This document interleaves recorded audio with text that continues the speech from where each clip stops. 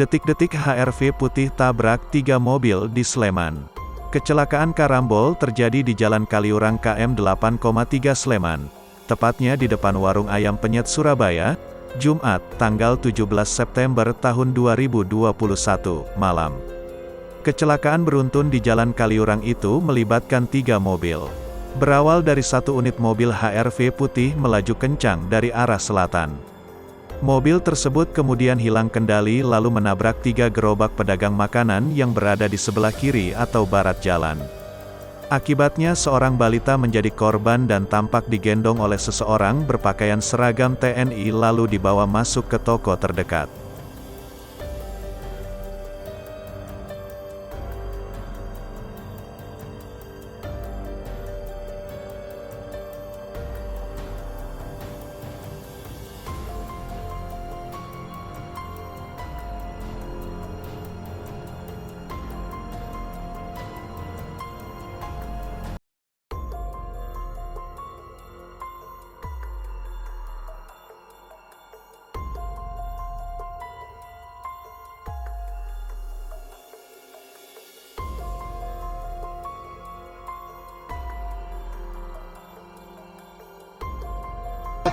Sopirnya dia mau tentara itu, dia mau tentara.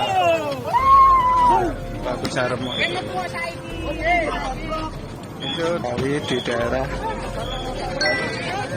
Bandung, Projantur. Akhirnya melarikan diri ke arah utara Jalan Damai sebelum lampu merah. Pasnya di pom bensin Projantur Utara, pom bensin Projantur.